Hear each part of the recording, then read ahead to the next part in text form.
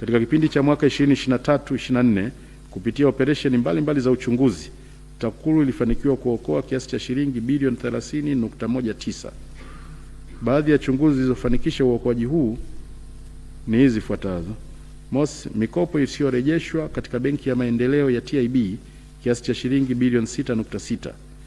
Mikopo hii ilitolewa bila kuzingatia utaratibu na vigezo kwa kampuni ya Amboni Saiso Properties Limited ya jijini Tanga. Fedha hii tayari imerejeshwa TIB. 2. Ushuru uliokusanywa katika maeneo ya minada, masoko na maeneo mengine katika halmashauri ya jiji la Ilala kiasi cha shilingi bilioni 6.8. Wakusanyaji hao wa ushuru hawakuziwasilisha fedha hizo benki. Fedha hizo zimerejeshwa na kuwekwa katika akaunti ya mfuko mkuu wa halmashauri ya jiji la Ilala. Ufuatiliaji wa miradi ya maendeleo katika halmashauri kiasi cha shilingi bilioni 3.16. Kati ya kiasi hicho, shilingi bilioni 1.12 ni fedha taslim iliyorejeshwa kwenye akaunti za halmashauri na shilingi bilioni 2.04 ilidhibitiwa sambamba na vifaa kurejeshwa katika miradi husika. 4. Ukwepaji kodi wa shilingi bilioni 2.4. Kati ya fedha hii, shilingi milioni 281.44 ilikuwa ni fedha ya kodi iliyokwepwa kulipwa na wafanyabiashara mbalimbali katika mkoa wa Kigoma. Vile vile TAKUKURU imeokoa kiasi cha shilingi bilioni 2.15 iliyotokana na ukwepaji wa kodi ya zuio, yani withholding tax. Mheshimiwa Rais, katika kipindi hiki TAKUKURU imekamilisha uchunguzi wa majarada 728 na kuwezesha kuchukuliwa hatua mbalimbali kwa mujibu wa sheria. Kati ya majarada hayo 17 ni ya rushwa kubwa ambayo yanahusisha thamani ya shilingi bilioni 1 na kuendelea. Chunguzi hizo ni pamoja na hizi zifuatazo. 1. Mkataba wa upangishaji wa jengo la Ngorongoro Tourism Center shilingi bilioni 7.96 ambapo watuhumiwa walimpangisha mteja chini ya bei iliyoelekezwa katika operation plan na bila kupata ridhaa ya bodi ya wakurugenzi. 2. Vitendo vya rushwa na utakatishaji fedha kiasi cha shilingi bilioni 4.2 kwa watumishi wa kitengo cha agency banking cha benki ya CRDB kutoka kwa mawakala wakuu super agents ili wasiwasitishie mikataba yao ya uwakala. 3. Vitendo vya rushwa na uchapishaji wa fedha kwa kushirikisha watumishi wa benki na watumiwa wengine kama ifuatavyo. Shilingi bilioni 2.35 zilizochepushwa na maafisa wa benki ya ABC kupitia miamala iliyofanyika na kurejeshwa, yani teller reversal entries. Miamala ya kutuma pesa kutoka kwenye akaunti kwa njia ya simu, mobile banking transfers. Kuruhusu miamala ya kupitiliza iliyofanywa kwa kupitia katika huduma ya kadi ya malipo ya kabla, yani card overdrawn in connection with prepaid card services. 4. Vitendo vya rushwa na kuisababishia serikali hasara ya shilingi bilioni 2.89 kwenye zabuni ya ujenzi wa daraja la Kijichi Toa Ngoma na barabara ya Mwanamtoti katika wilaya ya Kigamboni jijini Dar es Salaam. 5. Vitendo vya rushwa vilivyofanywa na kampuni ya Nat Group Limited kwa kushirikiana na watu wengine kama dhamana wakati wa kuchukua credit bond yenye thamani ya shilingi bilioni 2.3 kutoka First Assurance kwa lengo la kupata uwezo wa kununua mafuta aina ya petroli kwa njia ya mkopo kutoka katika kampuni ya usambazaji mafuta ya United Petroleum Limited. Na 6. Vitendo vya rushwa kwenye usambazaji wa vifaa vya umeme vyenye thamani ya shilingi bilioni 2.01 katika bohari ya TANESCO mkoa wa Mwanza.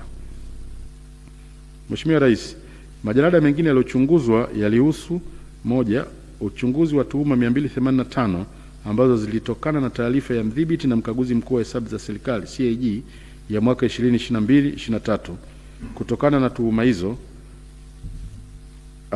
tuhuma 145 zilifungwa kwa kukosa ushahidi unaothibitisha vitendo vya rushwa pasipo shaka, yani beyond reasonable doubt. B. Tuhuma 140 zilifunguliwa majalada na uchunguzi wake kukamilika ambapo watuhumiwa walifikishwa mahakamani. Katika kesi 140 zilizofunguliwa mahakamani, kesi 55 zimeamuliwa na jamhuri ilishinda kesi 41, kesi 4 zimeondolewa mahakamani na kesi 81 zinaendelea kusikilizwa katika hatua mbalimbali. Vile vile tuhuma kwenye majalada 15 watuhumiwa wamechukuliwa hatua za kinidhamu kwa ukiukaji wa taratibu mbalimbali. Majalada mengine ni ya uchunguzi wa tuhuma 135 zilizotokana na taarifa ya mamlaka ya udhibiti wa ununuzi wa umma PPRA ya mwaka 2023. Uchunguzi wa tuhuma 84 ulifungwa baada ya kukosekana ushahidi wa vitendo vya rushwa. Tuhuma 46 bado zinaendelea kufanyiwa uchunguzi na tuhuma 5 zimechunguzwa na kukamilika na zipo katika taratibu za uchukuaji wa hatua stahiki za kisheria. Majalada mengine yalihusu uchunguzi kuhusu tuhuma za ubadhilifu wa mapato ya serikali kupitia kiasi cha shilingi bilioni 46.46 kilichokusanywa kupitia mashine za POS. Kutokana na uchunguzi huu, TAKUKURU ilifungua majalada 281 ambapo washtakiwa katika kesi 73 zilizofunguliwa mahakamani wametiwa hatiani na kurejesha fedha kiasi cha shilingi bilioni 6.2. Kesi 86 zinaendelea mahakamani. Majalada 35 uchunguzi wake umekamilika na zipo katika taratibu za uchukuaji wa hatua stahiki za kisheria. Majalada 19 uchunguzi wake umefungwa. Watuhumiwa katika jalada moja wamechukuliwa hatua za kinidhamu na uchunguzi wa majalada 67 unaendelea. Mheshimiwa Rais, sababu za ubadhirifu kuendelea kujitokeza kwenye ukusanyaji wa mapato ya halmashauri mbalimbali nchini ni hizi zifuatazo: kukosekana kwa usimamizi madhubuti kuhakikisha fedha inayokusanywa inapelekwa benki. Baadhi ya wasimamizi na wahasibu kushirikiana na wakusanyaji kujinufaisha na fedha hizo, na baadhi ya wasimamizi kukosa uadilifu. Hivyo ni vyema viongozi wa halmashauri wakaimarisha usimamizi kwenye eneo la ukusanyaji wa mapato ya serikali. Eneo lingine ni uchunguzi kuhusu usimamizi wa masuala ya ardhi. TAKUKURU imekamilisha uchunguzi wa majalada 21 kuhusu tuhuma za vitendo vya rushwa katika umilikishaji wa viwanja. Kesi 21 kuhusiana na tuhuma hizo zimefunguliwa mahakamani. Kati ya majalada hayo, majalada 10 yalihusu jiji la Dodoma pekee. Mheshimiwa Rais, katika kipindi hiki TAKUKURU iliendesha jumla ya kesi 978 zikiwemo kesi mpya 462 zilizofunguliwa mwaka 2023-24 na kesi 516 za miaka ya nyuma katika mahakama mbalimbali nchini. Kati ya kesi hizo mpya, kesi 5 zimefunguliwa katika Mahakama Kuu Division ya makosa ya rushwa na uhujumu uchumi, na kesi 457 zimefunguliwa kwenye mahakama za wilaya na hakimu mkazi. Kati ya kesi hizo 978, kesi 440 za rushwa zimetolewa uamuzi mahakamani ambapo Jamhuri imeshinda kesi 334. Mheshimiwa Rais, kiwango cha kushinda kesi kilichofikiwa katika kipindi hiki ni 76% ikilinganishwa na kiwango cha 67.7 kilichofikiwa mwaka 2022-23.